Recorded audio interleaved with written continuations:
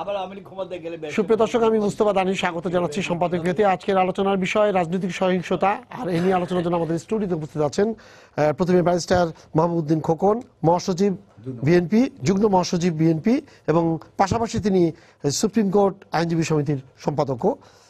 মাঝখানে আছেন অ্যাডভোকেট আফজাল হোসেন, তথ্য ও গবেষণা সম্পাদক বাংলাদেশ আওয়ামী লীগ, এবং ওই প্রান্তে আছেন কাজী সিরাজ, সিনিয়র সাংবাদিক। তবে আলোচনা শুরুর আগেই চলুন দেখে নিই এখনকার প্রধান সংবাদগুলো। নির্বাচন কমিশনার সরকার হত্যা করেছে গণতন্ত্রকে, অভিযোগ বেগম জিয়ার, আলোচনার মাধ্যমে রাজনৈতিক সমস্যা সমাধানের আহ্বান।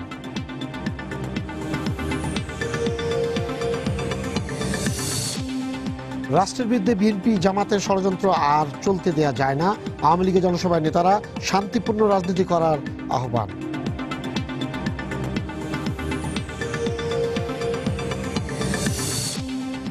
জঙ্গিবাদ ও সন্ত্রাস দমনে রাজনৈতিক, সামাজিক, সাংস্কৃতিক ও ধর্মীয় আন্দোলন গড়ে তোলার আহ্বান শিক্ষাবিদ ও নিরাপত্তা বিশেষজ্ঞদের, ধর্মের সঠিক শিক্ষা দেওয়ার তাগিদ।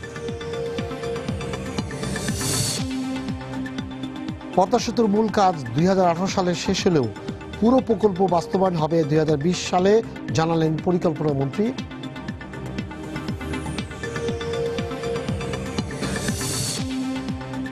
এবং বিশ্ব ইজতেমায় মুসল্লিদের যাতায়াত সুবিধায় 28টি বিশেষ ট্রেন চালু রাখার সিদ্ধান্ত, পর্যাপ্ত নিরাপত্তা ব্যবস্থার আশ্বাস স্বরাষ্ট্রমন্ত্রীর।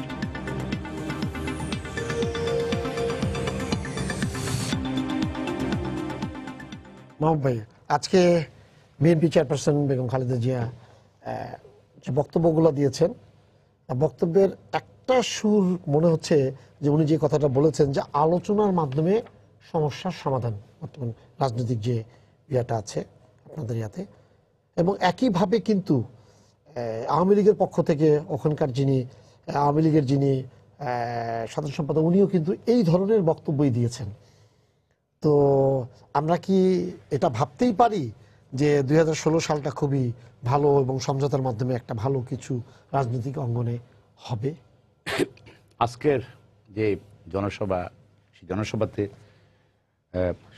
মাননীয় সাবেক প্রধানমন্ত্রী বেগম খালেদা জিয়া, ওনার বক্তব্যের সারমর্ম হচ্ছে দেশটা আমাদের সবারই, সকলেরই দেশ।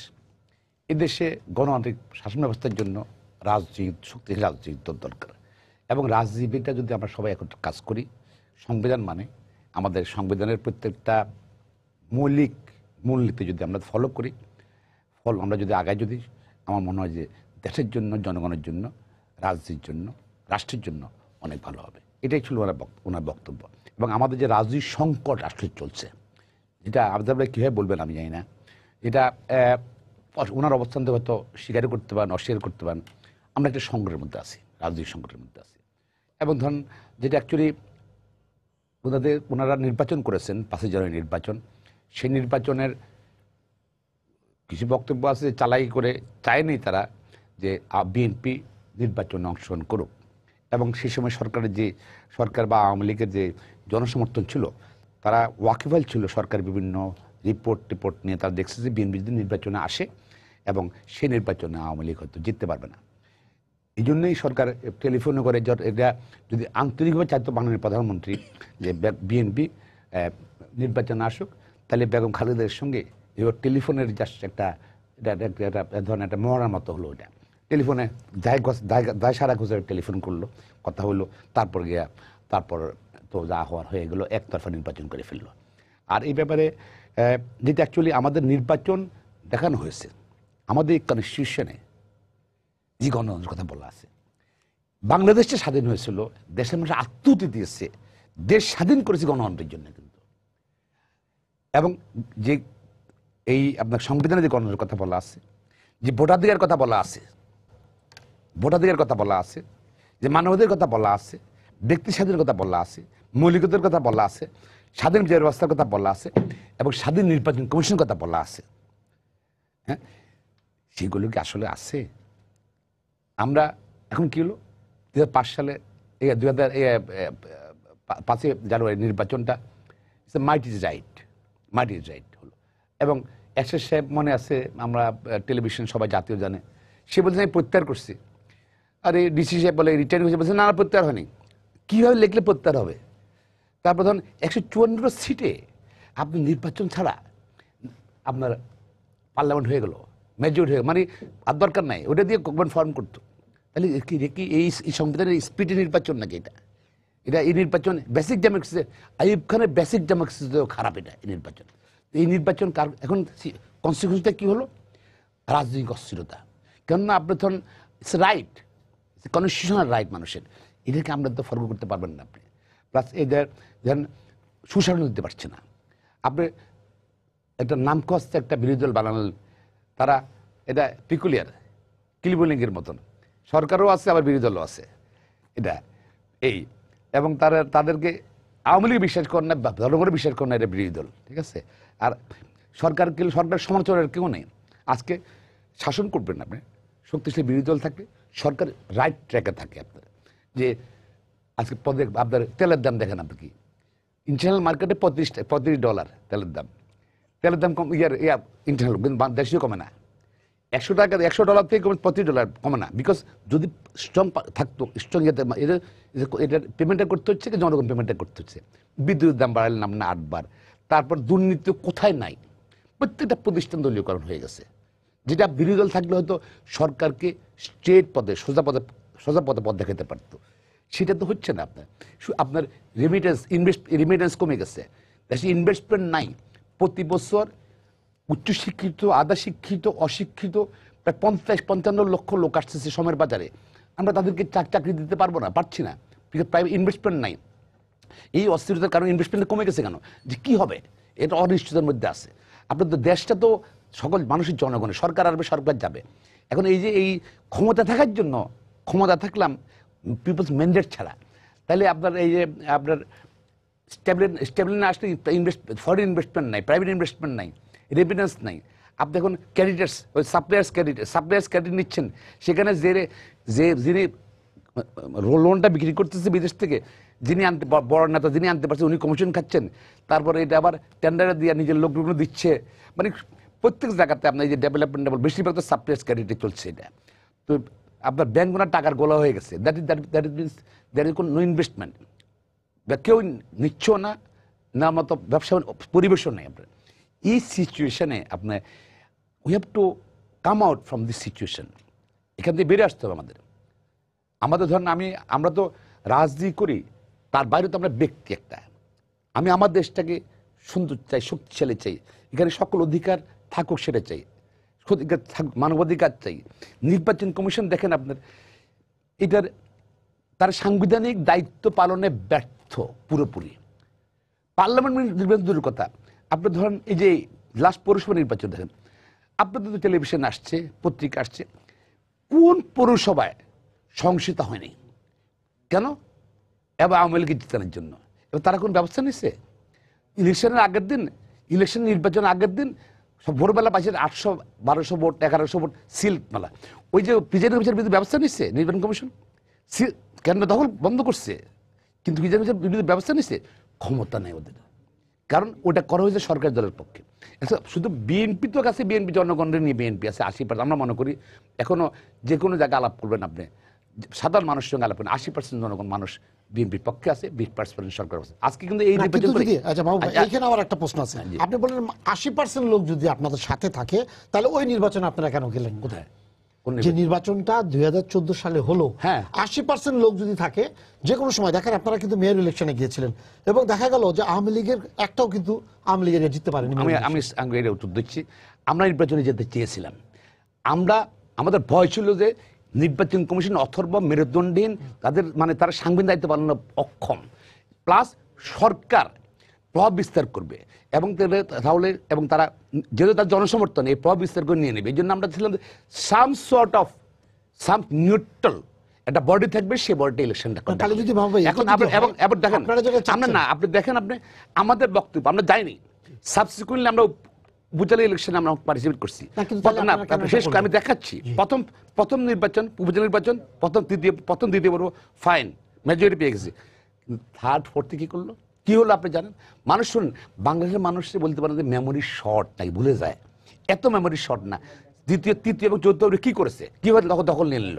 আসেন ঢাকা সিটি কর্পোরেশন নির্বাচনে ভোট কেন্দ্র আগের দিন ভোট বক্স ভোট ভর্তি করা, কে না জানে, পত্র টেলিভিশন আসছে, পত্র পত্রিকা আসছে, বেগম খালেদা জিয়া প্রচার করতে তার গাড়িতে আক্রমণ করছে, পাল্টা মামলা হয়েছে তার কর্মচারীর বিরুদ্ধে আর বিএনপি নেতা কর্মীদের বিরুদ্ধে। আপনি শুধু নির্বাচনের দিন একটা কুরুক্ষেত্রে ছিল, একটা যুদ্ধক্ষেত্রে ছিল। নির্বাচন তো হলো উৎসব হবে, নির্বাচন হলো আমার রাইটটা, অধিকারটা আমি প্রয়োগ করব, এর মধ্যে এটা স্বাধীন। আপনি প্রয়োগ করতে না, আপনি দেখেন, আপনি এই যে সরকারের অধীনে নির্বাচন হলো মেয়র নির্বাচন, 11-এর মধ্যে ভোট শেষ, আপনার লাস্ট সর্বশেষ পৌরসভা নির্বাচন আপনি দেখেন বেড়েছে কিছু করতে, কারণ সরকার ইনফ্লুয়েন্স করতেছে। আজকে কিন্তু বিএনপি জনসমর্থন নিয়ে সরকারের নাই, ঠিক আছে, কিন্তু আওয়ামী লীগের অবস্থা আরো করুন, বিলিভ মি। বলছি বিলিভ মি, আপনি গ্রাম পর্যায়ে আওয়ামী লীগের যারা 15-20 বছর থেকে আওয়ামী লীগ করতো, তারা এখন আওয়ামী লীগ করে না, কারণ ইয়াং অশিক্ষিত আধা শিক্ষিত, হ্যাঁ, কিছু ছেলেবেলে আপনার ফেন্সিলের ব্যবসা করে, জমি দখল করে, চাঁদাবাজি করে, পুলিশের লোক করে, যে কোনো কিছু হলে পুলিশ তাদেরকে হেল্প করতেছে, এবং ওরা বাধা দিলে, আওয়ামী লীগ নেতা বাধা দিলে ওদের অপমান করছে। আওয়ামী লীগের সংগঠন বলতে মানে যা এই সন্ত্রাসী এবং সব পুলিশ নির্ভর করছে আওয়ামী লীগ সংগঠন, তাদের জনসমর্থন করুন অবস্থা গ্রাম পর্যায়ে। আচ্ছা, হ্যাঁ, উনি যেটা বলেছেন যে আপনাদের কোনো জনসমর্থন নাই, না আপনি এটা দিয়ে শুরু করেন। উনি বলছেন যে আওয়ামী লীগের কোনো জনসমর্থন নাই। না, আমি আসলে একটা সন্ত্রাস করতো না তো ভোট নির্বাচনে জনসমর্থন থাকলে না, প্লিজ।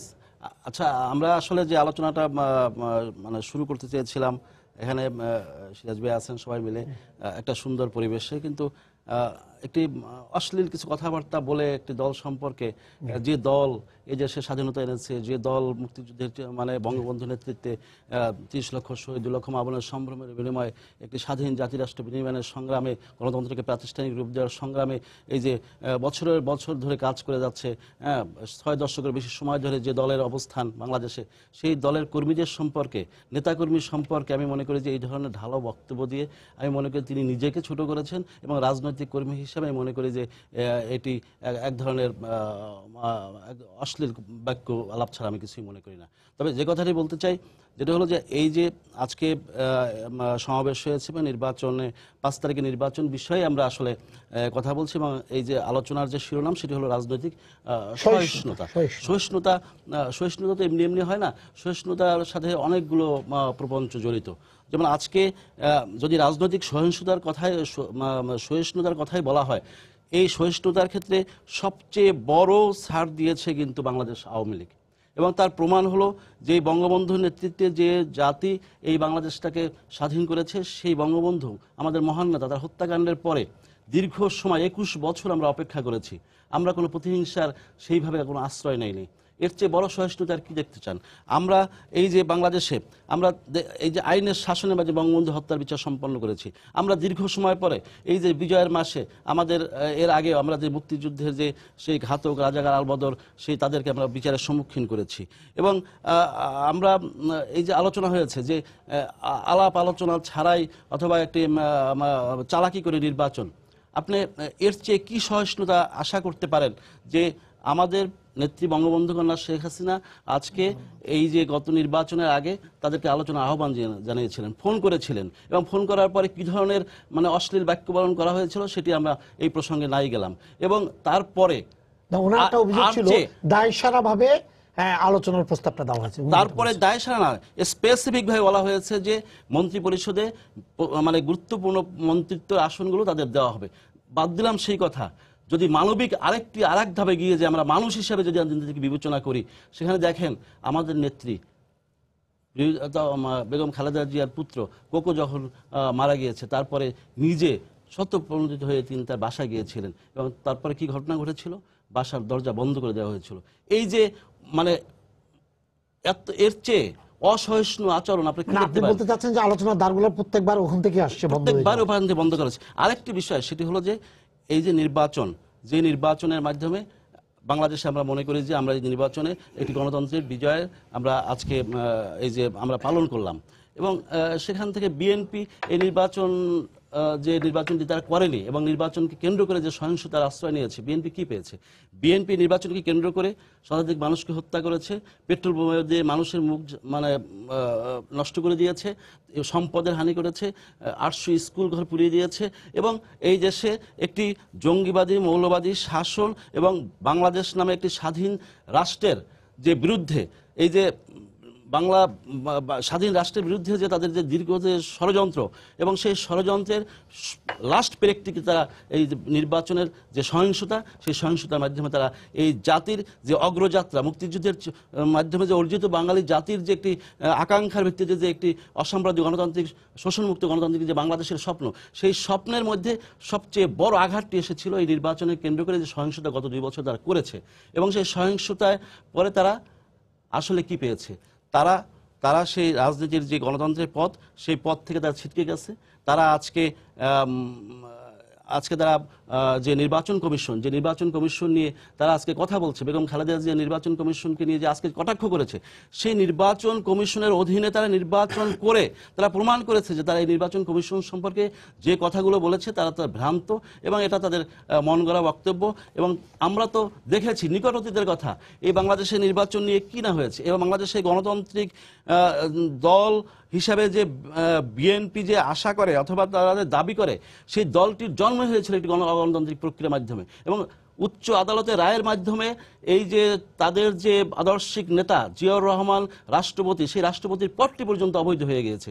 সুতরাং এই যে অবৈধ সরকার, অবৈধ রাষ্ট্রপতি, এই রকম কালিমা মাথায় নিয়ে যে দলটি কাজ করেছে, আমরা মনে করেছিলাম যে জিয়াউর রহমান সেই হত্যাকু ষড়যন্ত্রের যে রাজনীতি শুরু করেছে, খালেদা জিয়া একটি আধুনিক বর্তমান সময় আমরা অনেক পার করে এসেছেন, এবং সেই সময়ের পরে উনি একটি সুস্থ স্বাভাবিক রাজনীতি ফিরে আসবেন। কিন্তু সেই জামাত বিএনপি জিয়াউর রহমানের বিএনপি যে জামাত যুদ্ধাপরাধের দিনে যাত্রা শুরু করেছিলেন, তার সাথে আর এক ধাপ এগিয়ে বেগম খালেদা জিয়া জঙ্গিবাদ মৌলবাদকে সাথে নিয়ে এই বাংলাদেশটাকে একটা আফগান তালেবানি স্টাইলে এই দেশে একটি রাষ্ট্র কায়েম করতে চেয়েছে।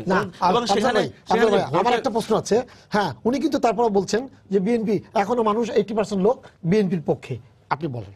না, এটা এটা একটা রং, কারণ 80% লোক বিএনপির পক্ষে না। এবং এই যে লাস্ট নির্বাচনটি হলো 2008 সালের নির্বাচনে আমরা 48% ভোট পেয়েছিলাম, এবং সেই এবারের নির্বাচনে আমরা কিন্তু 52% এই পৌর নির্বাচনে ভোট পেয়েছি। 4% ভোট আমাদের বেড়েছে, 4% ভোট তাদের কমেছে। সুতরাং ভোটের যে হিসাব, এবং সেই ক্ষেত্রে কিন্তু প্রমাণ করে যে এখানে আওয়ামী লীগের আর ব্যক্তিগতভাবে যদি মনে করেন, আমাদের প্রিয় নেত্রী বঙ্গবন্ধু কন্যা শেখ হাসিনা ইতিমধ্যে বেশ কয়েকটি স্ট্যাটিস্টিক্যাল ডাটা আমরা পেয়েছি, তাতে তার ব্যক্তিগত জনপ্রিয়তা অনেক বেড়েছে। এবং সেই ক্ষেত্রে আমাদের দল তার ব্যক্তিগত জনপ্রিয়তা এবং তার যে ভিশনারি অ্যাটিটিউড, তার যে রাষ্ট্র পরিচালনার মাধ্যমে বাংলাদেশের যে অর্থনৈতিকভাবে দিন দিন এগিয়ে যাচ্ছে, আজকে যে মাথাপিছু আয় বিএনপির আমলে যেটা $543 ছিল, সেটি আজকে প্রায় $1314 হয়েছে। আজকে এই দেশে বৈদেশিক মুদ্রা রিজার্ভ, এই কথাগুলো আমি বলছি এই কারণে, উনি কিন্তু বলেন যে বাংলাদেশে কোনো ডেভেলপমেন্ট হয় না, কোনো কিছু হয় না, বাংলাদেশ রেমিটেন্স নাই। আজকে বৈদেশিক মুদ্রার রিজার্ভ গত 7 বছরে 7 গুণ বৃদ্ধি পেয়ে আজকে $26 বিলিয়ন হয়েছে। আজকে 5 কোটি মানুষ নিম্নবিত্ত থেকে মধ্যম আয়ের দেশে পরিণত হয়েছে। আজকে রেমিটেন্সের কথা উনি বললেন, সেখানে কিন্তু আজকে $14 বিলিয়ন রেমিটেন্স, কিন্তু প্রায় $15 বিলিয়ন। আজকে এই যে দেখেন, এই যে বছরের প্রথম গত 6 বছরে একটি সরকার কিভাবে ম্যানেজমেন্টে কতভাবে এগিয়ে যাচ্ছে, যে একটা সরকারের ব্যবস্থাপনার দিক থেকে যে 192 কোটি বই কিভাবে তারা বিতরণ করছে অত্যন্ত শান্তিপূর্ণভাবে। আজকে যে বিদ্যুতের কথা বললেন, সেই বিদ্যুৎ কিন্তু বাংলাদেশে যে বিদ্যুৎ ছিল তাদের 3200 মেগাওয়াট, সেখানে প্রায় আজকে হয়েছে 14,000 প্রায় 77 মেগাওয়াট।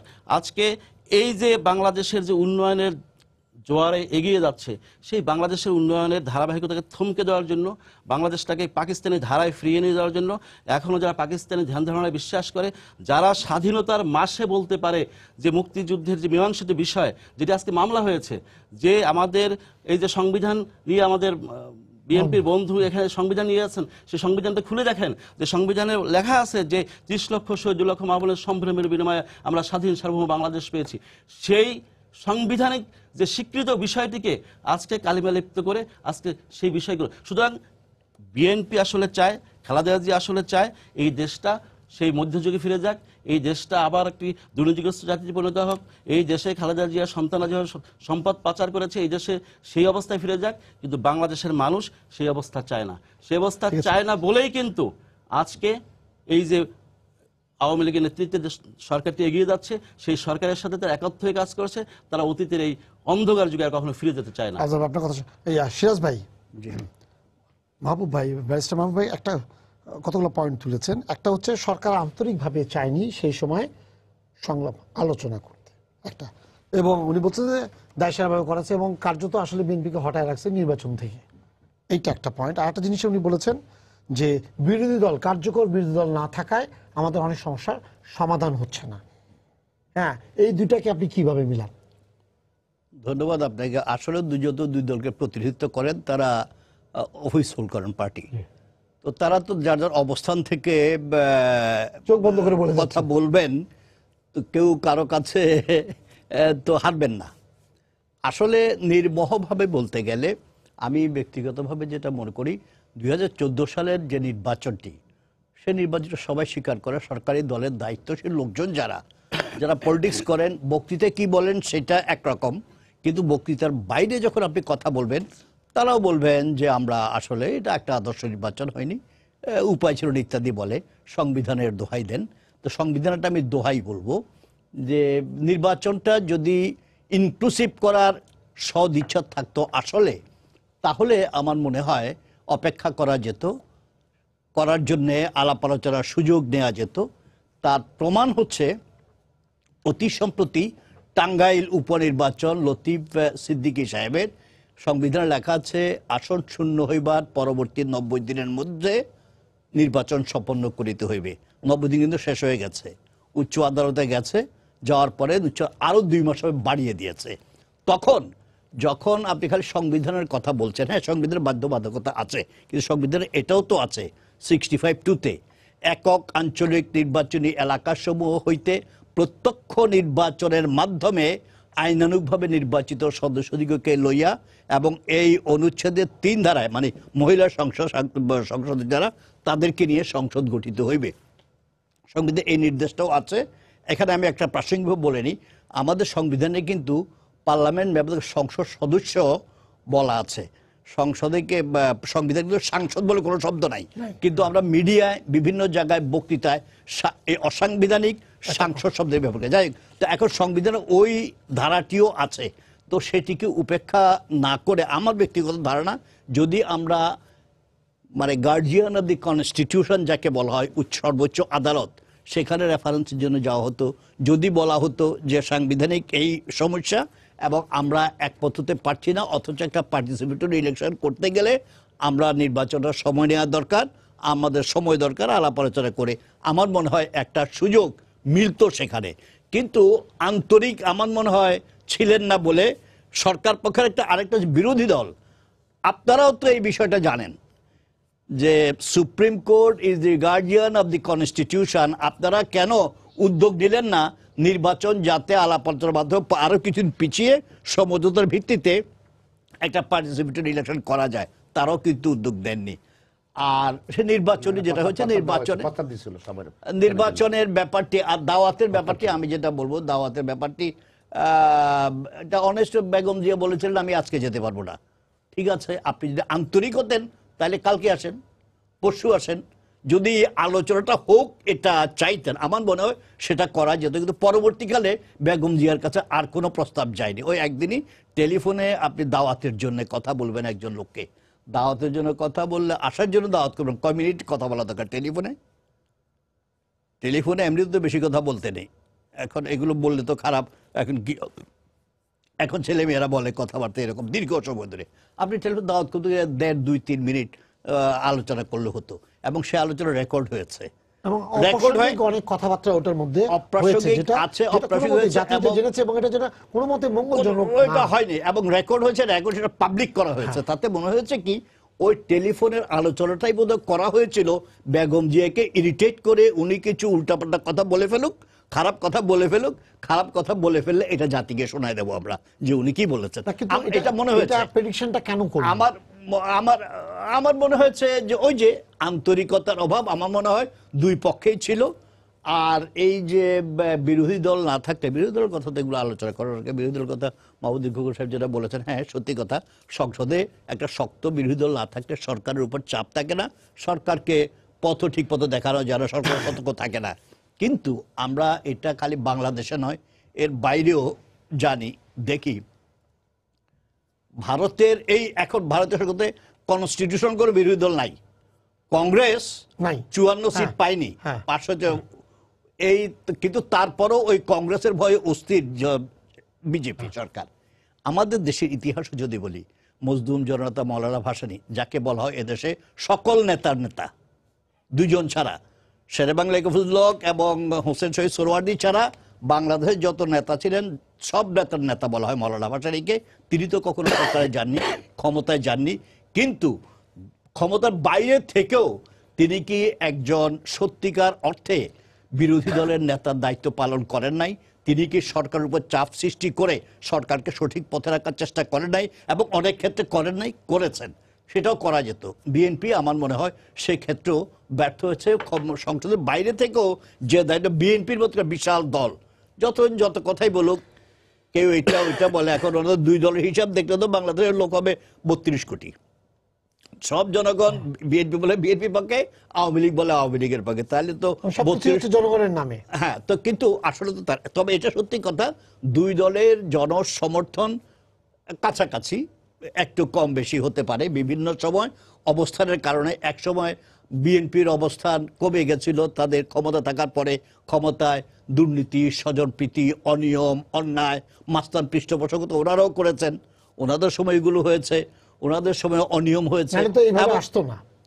একইভাবে এখন আমি ব্যক্তিগতভাবে যেটা মনে করি, আওয়ামী লীগের গত 7 বছরের যে শাসনের অনিয়ম আর দুর্নীতির কথা বলছেন, খালি কথায় কথায় বেগম খালেদা জিয়ার পরিবারের কথা বলা হয়, ক্ষমতা থাকার সময় বলা হয়নি। ক্ষমতা থেকে যাক, তারপর এই আমলের দুর্নীতি, টাকা পাচার ইত্যাদি ইত্যাদি, এগুলো নিশ্চয়ই এখন হয়তো ভয়ে কেউ বলছে না, সাহস করছে না, পরে যখন সাহস পাবে তখন জানা যাবে এই আমলে কি হয়েছে, এগুলো জানা যাবে। তো এগুলো কোনো আমলে দুই দল বিশেষ করে কেউ কম করেছেন বলে, কেউ কম করছেন বলে মনে হয় না। তো আজকে আমি যে কথাটি বলতে চাই যে আজকের জনসভায়, আজকে তো এখনো আছে এই সময়টা, এখন আমরা পরের দিনে যাইনি, আজকের জনসভার সবচাইতে লক্ষণীয় যেটা ব্যাপার, স্বস্তিদায়ক ব্যাপার, আমি গতকাল একটা টক শোতে আজকে জনসভা আগে আমি বলেছিলাম যে আজকের জনসভাটি সুন্দরভাবে করবে, দুই দলই করবে, সরকার বিরোধী দলকে বিএনপিকে এ সভা করতে দেবে। তো এটা বিএনপিরও আজকের যে বক্তব্য, আপনি 2 মাস 3 মাস 4 মাস 6 মাস আগে বিএনপি এরকম বক্তব্য ছিল না, উত্তেজক বক্তব্য ছিল, খুব আক্রমণাত্মক বক্তব্য ছিল, ইভেন আওয়ামী লীগেরও খুব আক্রমণাত্মক, আওয়ামী লীগের তো 1 মাস আগে আক্রমণাত্মক বক্তব্য ছিল, ভূমিকা ছিল। কিন্তু এখন এবার দুই পক্ষকে আমরা দেখছি একটু সহিষ্ণু, নমনীয় আছে। আমার মনে হয় দুই পক্ষের, বিশেষ করে বিএনপির মধ্যে এই উপলব্ধি এসছে যে তারা ভুল করেছেন, কিছু কিছু ভুল তো করেছেন। আমি ব্যক্তিগতভাবে এটা বিএনপির অনেক বন্ধু বান্ধব যারা জানেন, সবাই তো জানেন, একটা সময় সম্পর্ক তো ছিল, নিবিড় সম্পর্ক ছিল, তো তারা খুশি হন, মাঝে মাঝে কেউ রাগ করেন। আমি যেটা মনে করি 1998 সালে জামাতকে নিয়ে জোট গঠনের আগ পর্যন্ত বিএনপি খুব একটা বেশি বড় ভুল করে নাই। যেগুলো করেছে, একটা এরকম বুর্জোয়া পার্লামেন্টারি দল যখন রাজনৈতিক নেতৃত্ব দুর্বলতা হয়, বিএনপি বেগম খালেদা জিয়া প্রথমবার যখন ক্ষমতায় ছিলেন 91 সালে নির্বাচন ক্ষমতায়, তখন অনেক সিনিয়র নেতা ছিলেন, বদরুদ্দোজা চৌধুরী ছিলেন, মির্জা গোলাম হাফিজ ছিলেন, আব্দুল সালাম তালুকদার ছিলেন, জেনারেল মাজদুল হক ছিলেন, তারপর কর্নেল মুস্তাফিজুর রহমান সাহেব ছিলেন, আব্দুল মান্নান ভূঁইয়া, এরকম অনেক, কর্নেল আকবর হোসেন আর্মি লোক হলো, অত্যন্ত প্রভাবশালী একজন রাজনৈতিক নেতাও ছিলেন, এরকম অনেক সিনিয়র লোক ছিলেন এবং যাদের বেগম খালেদা জিয়ার উপর প্রভাব ছিল এবং বেগম খালেদা জিয়া যাদের কথা শুনতেন, এবং তিনিও প্রথম রাজনীতিতে এসছেন, ফলে পরামর্শগুলো নিতেন। কিন্তু পরবর্তীকালে কেউ মরে গেলেন, চলে গেলেন, ইত্যাদি ইত্যাদি করে পরবর্তী সময়ে এই নেতৃত্বের দুর্বলতা বিএনপির মধ্যে দেখা দেয়। এবং বিএনপিতে 1 নাম্বার হচ্ছে কিছু অরাজনৈতিক লোক, রাজনীতিতে যাদের কোনো কন্ট্রিবিউশন নাই, কেরিয়ার পলিটিশিয়ানস নন এমন, এবং দলের রাজনৈতিক নেতৃত্বকে রেখেছে অর্নামেন্টটা রাখার জন্য, কিছু লোক রাখা লাগে, এরা মাঝে মাঝে বক্তৃতা দিয়ে জানান দেন যে আমরা দলের সঙ্গে আছি, কিন্তু দলের নীতি নির্ধারণের, সিদ্ধান্ত গ্রহণের যে জায়গাটা, সে জায়গা তাদের কোনো ভূমিকা নাই। এবং সেটা দল দিয়ে, আমার ব্যক্তিগত ধারণা যে কর্মচারীদের দলটা চালানো হয়, এবং যে কর্মচারী আরও বিপজ্জনক হচ্ছে, যে কর্মচারী দিয়ে বিএনপি দলটি পরিচালিত হয়, আমরা সবাই তাদেরকে চিনি, এরা কেউ কখনো বিএনপি করে নাই, এবং কেউ কেউ বিএনপি বিরোধী ছিল। জিয়াউর রহমানের নির্বাচনকালে যারা বিএনপি বিরুদ্ধে, জেনারেল ওসমানীর পক্ষে কাজ করেছেন, তার লিফলেট পোস্টার লিখেছেন, বিএনপির বিরুদ্ধে, জিয়াউর রহমানের বিরুদ্ধে বক্তৃতা ড্রাফট করেছেন, যারা জেনারেল ওসমানীর সমস্ত লিটারেচার বিভিন্ন আজাদ প্রেসে ছাপিয়েছেন, বাণিজ্য করেছেন, এরা এখন বেগম খালেদা জিয়ার খুব কাছের লোক, উপদেষ্টা, কেউ কেউ থিঙ্ক ট্যাঙ্কে আছেন, এবং এরা করলে ন্যাচারালি আপনি কর্মচারী দিয়ে বিএনপি বহু লোক আছে, বিএনপির এখন তো পুরনোদের বাদ দেন, ছাত্র দল দিয়ে যাদের রাজনীতি শুরু, প্রথম রাজনীতিকে বলা হয় প্রথম প্রেমের মতো। একটা লোক 10টা প্রেম করলেও প্রথম প্রেম কেউ কখনো ভোলে না। তো রাজনীতিকেও বলা হয় যে প্রথম রাজনীতি যারা শুরু করে, এখন ছাত্র দল জন্মের পর থেকে যারা ছাত্রদল করছেন শুরুর দিকে যারা, এদের রাজনীতির বয়সই হয়ে গেছে এখন 30-35 বছর, এবং অনেকে গ্রামে গঞ্জে বিভিন্ন জায়গায় এই যে সুবিধাবাদী লোক অ্যালবার্ট ঠেলা তারা সামনে আসতে পারে না, এখানে টাকা পয়সা দিয়ে কমিটি কিনতে পারে না, ফলে ওরা আসতে পারে না। এই না আমি যেটা বলছি, অথচ এই শক্তিটা আছে, কিন্তু বিএনপিতে বলা হয় নাই লোক, তা না, প্রচুর লোক আছে। এই যে এই 30-35 বছর যাদের রাজনৈতিক বয়স হয়েছে, 25 বছর রাজনৈতিক বয়স হয়েছে, এরা এখনো আছে, এরা এখনো বিএনপি ভালো হলে আনন্দে লাফায়, খারাপ কিছু হলে গোপনে বাথরুমে গিয়ে হলো কাঁদে যে আবার দলের এরকম ক্ষতি হলো। এই শক্তিটাকে যদি সামনে আনতো তাহলে এই ভুলগুলো বিএনপি করেছে। তারপরে এই জামাতের সঙ্গে ঐক্য করে আমার মনে হয় বিএনপি রাজনৈতিক জীবনে বিএনপির ইতিহাসের সবচেয়ে বড় ভুলটি এটি হয়েছে। কারণ বিএনপির ঘোষণাপত্রের শুরুর বাক্যটা হচ্ছে ঐতিহাসিক মুক্তির সংগ্রামের সোনালী ফসল, বাংলাদেশের স্বাধীনতা সার্বভৌমত্ব আমাদের পবিত্র আমানত এবং অলঙ্ঘনীয় অধিকার। প্রাণের চেয়ে প্রিয় এই স্বাধীনতা ও সার্বভৌমত্বকে সুদৃঢ় ও সুরক্ষিত করে রাখাই হচ্ছে আমাদের কালের প্রথম ও প্রধান দায়িত্ব। বিএনপির ঘোষণাপত্রের প্রথম এই দুটি বাক্য। জামাতকে সঙ্গে নিয়ে আপনি এই অঙ্গীকার পালন করবেন, আমার মনে হয় এটা সম্ভব না। সেই ভুলের খেসারত বিএনপিকে নির্বাচনমুখী উদার গণতন্ত্রের দল বলে আমরা জানি, এবং আমি এখনো মনে করি বিএনপির ক্যারেক্টারটাই হচ্ছে এটা। কিন্তু যাদেরকে সঙ্গে নিয়ে তারা রাজনীতি করেছিলেন ক্ষমতার জন্য বা যে কোনো কারণে, ওদের তো বিএনপির ইমিডিয়েট ক্ষমতা, খোকন সাহেবরা করবে নিশ্চয়ই, চাইলে তারা আগামী কাল যদি ইলেকশন তারা চাইবেন আমরা ক্ষমতা চাই, এরকম একটি দল। কিন্তু যারা সঙ্গে আছেন তাদের তো আগামীকাল আগামী পরশু ক্ষমতা টার্গেট না, তাদের এজেন্ডা তো সেটা না। তাদের এজেন্ডা হচ্ছে তাদের নেতাদেরকে রক্ষা করা, তাদের দলকে রক্ষা করা, তাদের আত্মরক্ষা করা, এই সমস্ত এজেন্ডা। এবং এই এজেন্ডা বাস্তবায়ন করতে গেলে নির্বাচন না, এই এজেন্ডা করে দেশে গোলমাল করো, বাধাও, ঝামেলা বাধাও, উত্তক্ত করো, সরকারকে ব্যতিব্যস্ত করে দাও, এবং এগুলো করার জন্য লক্ষ কোটি লোকের দরকার হয় না, অল্প কিছু লোক কিন্তু ওগুলো পারে। তো বিএনপি সেখানে আমার মনে হয় সে ভুল করেছে। তারপর এই যে হেফাজতে ইসলামের সঙ্গে যে কাজটি বিএনপি করেছে, আমি মনে করি সেটিও সঠিক সিদ্ধান্ত ছিল না, ভুল সিদ্ধান্ত ছিল। এবং এখন যদি প্রশ্ন করা হয়, আমি জানি না বেশে খোকন সাহেব কি জবাব দেবেন, যে হেফাজত ইসলাম এখন কার সঙ্গে? হেফাজত ইসলাম কি এখন আপনাদের সঙ্গে আছে? হেফাজত ইসলাম সরকারের সঙ্গে। আমাদের ধারণা হচ্ছে তারা এখন তাদের যে অ্যারেঞ্জমেন্ট সরকারের সঙ্গে অত্যন্ত সুইট রিলেশন মেনটেন করে চলছে। তারপরে হচ্ছে এই বছরের জানুয়ারি থেকে মার্চ পর্যন্ত যে কাজগুলো হয়েছে, আমার মনে হয় বিএনপির মতো গত বছর বিএনপির মতো একটি দল এফোর্ড করতে পারে, বিএনপির এটা কর্মসূচি হতে পারে না। 3 মাস একটা অবরোধ কর্মসূচি বাংলাদেশে অবরোধ হয়েছে, অসহযোগ হয়েছে বঙ্গবন্ধুর আমলে কয়দিন, বেগম খালেদা জিয়ার বিরুদ্ধে আওয়ামী লীগ, জামাতে ইসলামী, এরশাদের জাতীয় পার্টি মিলে অসহযোগ করেছিল 22 দিন, তো 28 দিন। তো এখন 3 মাস আপনি এরকম একটা কর্মসূচি চালালেন। কর্মসূচির মধ্যে যে ঘটনাগুলো ঘটেছে, 148 জনের মৃত্যু, এ সবগুলো আবার বেগম জিয়া বিএনপির উপর চালিয়ে দেওয়া হয়। এখানে অর্ধেক বেড়েছে কিছু ক্রস ফায়ার, কিছু নিজেদের মারামারি হয়েছে বিভিন্নভাবে, অর্ধেক হচ্ছে আন্দোলনকে কেন্দ্র করে পেট্রোল বোমা ইত্যাদি ইত্যাদি। এর মধ্যেও আপনি এখন যদি প্রশ্ন করা হয়, এই যে সবগুলো বিএনপির উপর চাপিয়ে দিচ্ছেন, আইন আছে, আদালত আছে, কয়টা ঘটনায় আপনারা বিএনপির কর্মীদেরকে দায়ী করে প্রমাণ করতে পেরেছেন এটা বিএনপি করেছে, চালাচ্ছে? এবং আমি যেটা মনে করি সেখানে সরকারের কিছু চালাকি ছিল। আমরা নকশালবাড়ি আন্দোলনের ঘটনা জানি, ভারতের নকশালবাড়ি আন্দোলন যখন গোটা ভারত তখন ইন্দিরা গভর্নমেন্টকে অস্থির করে ফেলছিল, ইন্দিরা গান্ধী একটা নকশাল তৈরি করেছিলেন, এটা আমরা জানি ইতিহাস। এবং সেই নকশাল দিয়ে এমন কোনো অপক্রম ছিল না নকশাল নামে, তখন পাবলিক বলে নকশাল তো খারাপ, নকশাল বিরুদ্ধে খেপে গেল।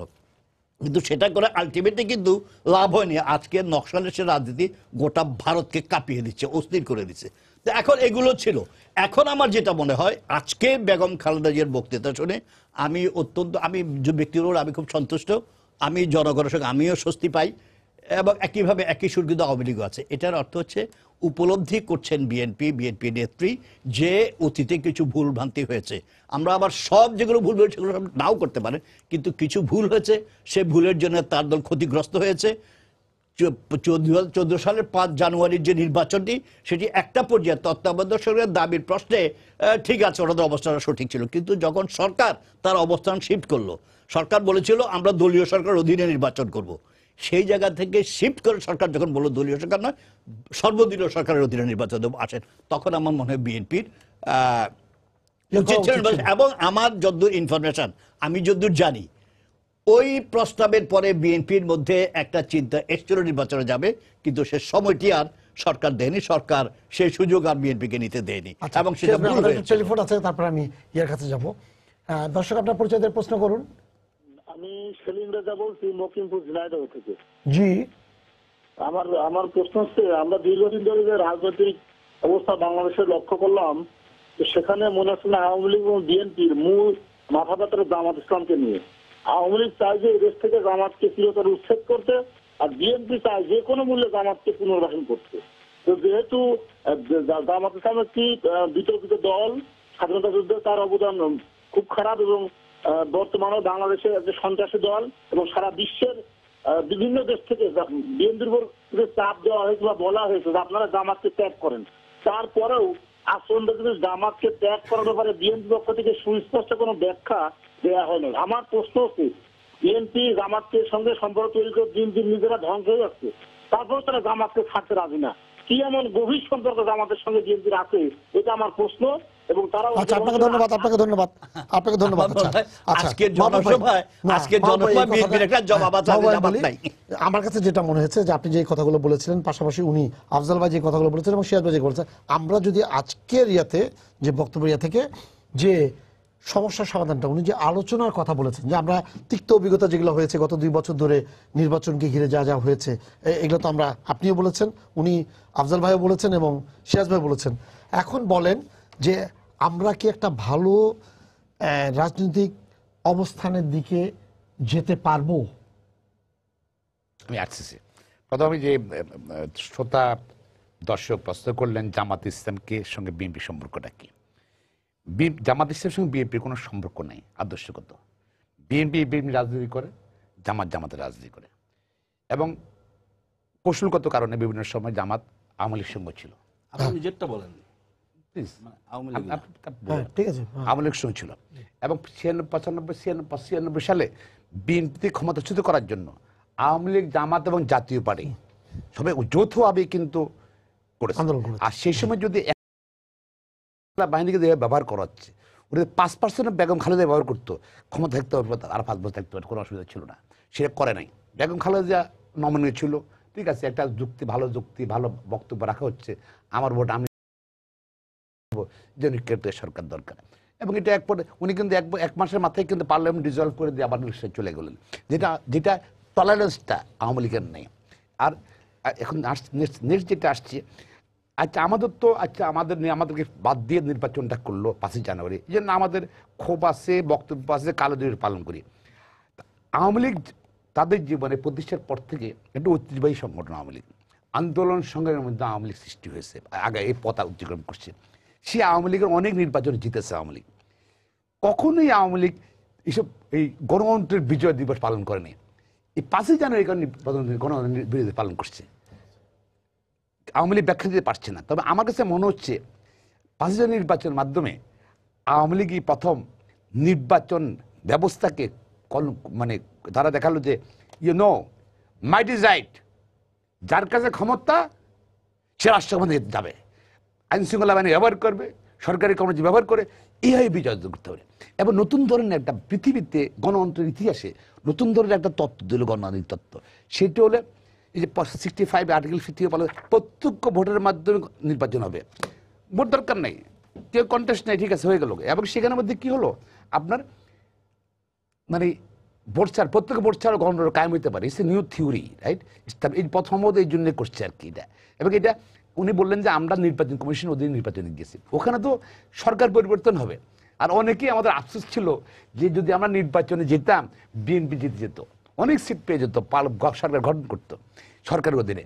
তো এইটা কৌশলগতভাবে বিএনপি এই আপনার উপজেলা নির্বাচনে, তার পরবর্তী পর্যায়ে আপনার এই মেয়র সিটি নির্বাচনে, সর্বশেষ পৌরসভা নির্বাচনে মূলত অনেকগুলো কারণ আছে, মূলত দুইটা কারণে গেছে। প্রথম হলো যে আমরা দেখাতে যে পাবলিকলি সরকারি জনপ্রিয়তা নেই এবং নির্বাচন কমিশন অথর্ব, তাদের কোনো গার্ডস নাই, সাংবিধানিক দায়িত্ব পালন তারা পুরোপুরি ব্যর্থ এবং তারা নির্বাচন কীভাবে হবে।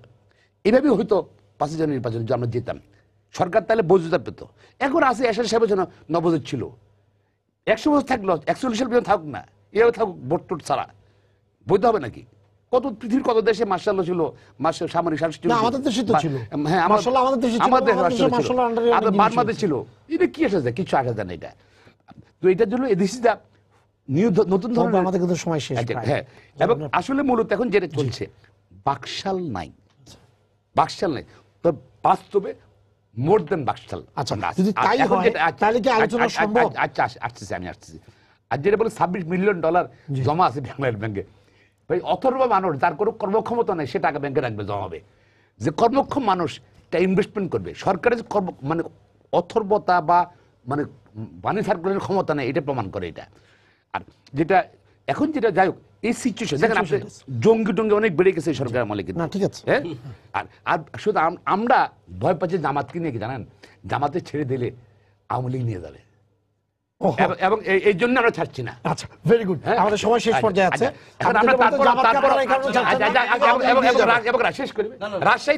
রাজশাহীতে পত্রিকা আসছে, পররাষ্ট্র প্রতিমন্ত্রী নিজে জামাতকে জয়েন করেছে, আর অনেক জয়েন করাচ্ছে। তো সেই জন্য আমাদের ভয় এটাই, ভোটের কারণে কি আমরা ভোট ব্যাংকের কারণে ঠিক আছে, মাহবুব ভাই, আপনি বলেন, ঠিক আছে, একটু থামেন, একটু থামেন। না না, আফজাল ভাই, আফজাল ভাই শেষ পর্যায়ে, মাহবুব ভাই শেষ পর্যায়ে আপনি বলেন, শেষ করে আপনি বলেন, দিবেন, আপনি দিবেন। না না মাহবুব ভাই, এখন যেটা হলো এই সিচুয়েশনে গুড গভর্নেন্স, জি, গণতন্ত্র, এই সম্পদের সমুন্নত রাখা, মুক্তিযুদ্ধ যে কারণে হয়েছিল গণতন্ত্র সমুন্নত রাখতে হবে। দেশটা সবার, দল করতে পারে, কোন দলের মালিক, দল দেশের মালিক নয়, জনগণ মালিক। আমার কনস্টিটিউশনে বলা আছে, শুধু এইটাকে আমি ডেমোক্রেটিক কান্ট্রি এবং গুড গভর্নেন্স, দুর্নীতি মুক্ত, সন্ত্রাস মুক্ত, জঙ্গি মুক্ত এটা দেশ আমরা চাই, এবং টলারেন্স। এই জন্য আজকের উনি একটা বলে শেষ আছে। হ্যাঁ ভাই, আমরা তো ঠান্ডা মানুষ, সরকারের মতো অধৈর্য হলে কেমন হবে? না ঠিক আছে। এখন আমরা এখান থেকে আমরা বেরিয়ে আসতে হবে, বেরিয়ে আসতে এখান থেকে আমরা গুড গভর্নেন্স দিতে হবে, ডেমোক্রেসি দিতে হবে, হিউম্যান রাইটস দিতে হবে। আজকে সরকার তো শোন, এইভাবে তো আইন শৃঙ্খলা বাহিনী আর সরকারি কর্মচারী দিয়ে আপনি থাকেন না, থাকলে কি হলো, গুড গভর্নেন্স হবে না, দুর্নীতি বন্ধ হবে না। তো আমরা চাই এখান থেকে এন্ড করে পজিটিভ ওয়েতে আমি আহ্বান করব বিএনপি চেয়ারপারসন, সাবেক প্রধানমন্ত্রী মাননীয় প্রধানমন্ত্রী বেগম খালেদা জি অ্যাপ্রোচটা নিয়েছেন, এবং সৈয়দ আশরাফ সাহেব আওয়ামী লীগ সেক্রেটারি জেনারেল, আজকে মাননীয় প্রধানমন্ত্রী ছিলেন না, উনি যে ওনার বক্তব্য, এটা মিল আছে কিন্তু যদি, এবং সমগ্র জাতির মধ্যে স্বস্তি আসতেছে মনে হয়। আমরা বোধহয় এই ক্রাইসিসটা আছে, ক্রাইসিসটা উত্তরণ করতে হবে, উপলব্ধি করছি আমি। ওকে, থ্যাঙ্কস। বলতে পারবেন আমি একদম 2 মিনিট বলতে পারেন, আপনি একদম কথাগুলো বলেন। শেষ কথাটাই আমি বলছিলাম, দেশটা সবার, কিন্তু দেশটা কিন্তু ঘাতক দালাল, রাজাকার, আলবদর অথবা দেশ বিরোধী শক্তির না। আজকে এই যে বিএনপি নামক যে দলটি, এই দলটির যে গঠন প্রণালী অথবা এই দলটি গণতান্ত্রিক সবক যে আজকে আমাদের শুনতে হচ্ছে, সেটি কিন্তু আমরা এটা শুনতে রাজি না এই কারণে যে এই দলই বাংলাদেশে ভোট ব্যবস্থা সম্পূর্ণ ধ্বংস করেছে। তারা এই দেশে আমাদের নিকট অতীতের কথা, বেশি দিন আগের কথা না, এটা হলো এই দেশে হানা ভোটের কারা উৎসব করেছিল, কারা এই দেশে হুন্ডা গুন্ডার মহড়া দিয়ে ভোট ব্যবস্থাকে সম্পূর্ণ ধ্বংস করে দিয়েছিল, কারা এই দেশে মাগুরে মাগুরে নির্বাচন করেছিল, অথবা এই যে ঢাকা এই যে তেজগাঁ নির্বাচনে কিভাবে ভোট কারচুপি হয়েছিল, এই ঘটনাগুলো আমরা জানি। সেই জায়গা থেকে আমাদের প্রিয় নেত্রী বঙ্গবন্ধু কন্যা শেখ হাসিনার ভোট ব্যবস্থাকে একটা প্রাতিষ্ঠানিক রূপ দেওয়ার জন্য, নির্বাচন কমিশনের প্রাতিষ্ঠানিক রূপ দেওয়ার জন্য একটি জায়গায় দেশটাকে নিয়ে এসেছিল। কিন্তু ভোট ব্যবস্থাকে সম্পূর্ণ যারা নষ্ট করে, যারা ভোটের রাজনীতি বিশ্বাস করে না, যারা অন্যভাবে বাংলাদেশে রাষ্ট্র ক্ষমতা দখল করতে চেয়েছিল, মানুষ হত্যা করে যারা রাষ্ট্র ক্ষমতা দখল করতে চেয়েছিল, তারা কিন্তু এই সমস্ত প্রক্রিয়ার জন্য দায়ী। আপনি একদম স্ট্রেট সোজা কথা সোজা ইয়াতে আসেন। উনি বলেছেন জামাতকে ছেড়ে দিলে আওয়ামী লীগ ধরে ফেলবে, আপনি বলেন এইটা নিয়ে। ঠিক আছে, জামাত যুদ্ধাপরাধীদের কারা লালন করছে, আর কারা দেশে 30 লক্ষ শহীদের যে রক্তস্নাত এই বাংলাদেশে তাদের যে আত্মা শান্তি দেওয়ার জন্য বিচারের প্রক্রিয়া আনছে, কারা তাদেরকে ফাঁসির দণ্ডে ঝুলিয়েছে, এটা তো মানুষ জানে। সুতরাং এই কথা বলে ধোপে দেখবে না। আজকে বিজয়ের মাসে যারা বলতে পারে, যে নেত্রী বলতে পারে যে মুক্তিযুদ্ধের সে শহীদদের নিয়ে সংখ্যাতত্ত্ব নিয়ে বিতর্ক উচ্চারণ করে, অথবা যারা যে দল আজকে আমাদের কর্মী সম্পর্কে আজকে খোকন সাহেব কথা বললেন, আজকে এই দলের নেতা কর্মীরা এই বাংলাদেশের স্বাধীনতা সার্বভৌমত্বের জন্য সবচেয়ে বেশি সংগ্রাম করেছে। আজকে যে দলের পক্ষে কথা বলছে এই দলের প্রধান, আজকে যিনি এতিমের টাকা চুরি করার অপরাধে আজকে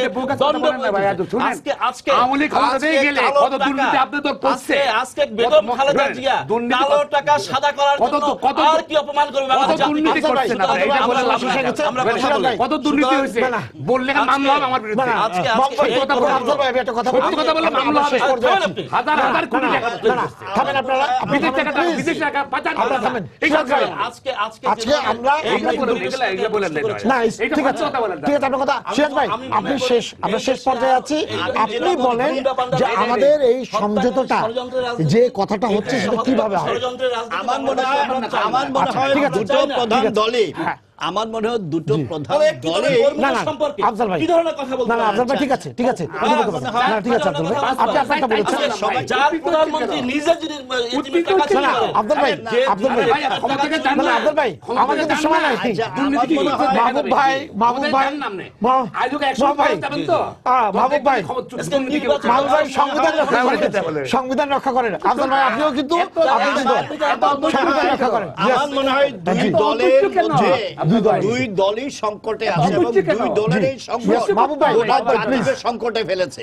এই সংকট থেকে উত্তরণের জন্য দুই দলের মধ্যে আজকে আমরা যে উপলব্ধিটা দেখলাম, এই উপলব্ধিটা কাজ করুক, এটা আরো ম্যাচিউরড হোক এবং আমরা আশা করি সম্ভব হচ্ছে গণতন্ত্রের চর্চা করে, গণতন্ত্র অনুশীলন করে, এবং মূলত সংকটের সূচনা হয়েছে। আফজাল ভাই, আফজাল ভাই, না না মাহবুব ভাই, আফজাল ভাই, আমরা একজন সংবাদ কর্মী হিসেবে যেমন জামাত তো বিএনপি আসতে হবে, জামাত আফজাল ভাই, আফজাল ভাই আপনারা বলেছেন, আপনারা বলছেন সিরাজ ভাইকে কথা বলতে দেন, না না ওনাকে বলতে দেন, আপনারা বলেছেন আপনাদের জামাতে ইসলামী, জামাতে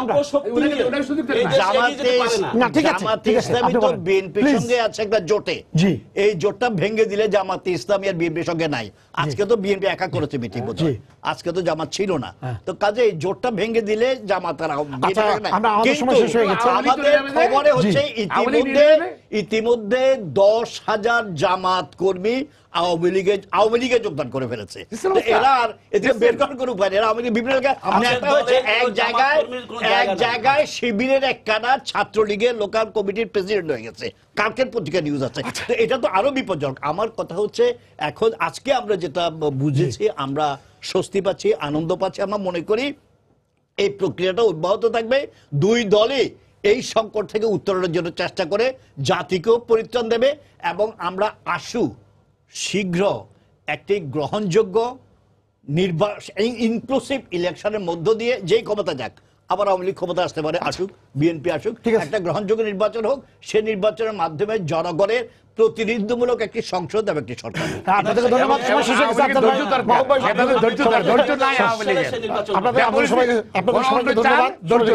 সবাইকে শুভেচ্ছা জানিয়ে শেষ করছি আজকে সম্পাদকীয়। আগামীকাল আবারও দেখা হবে রাত 10টায়। দেখার আমন্ত্রণ রইল। শুভরাত্রি।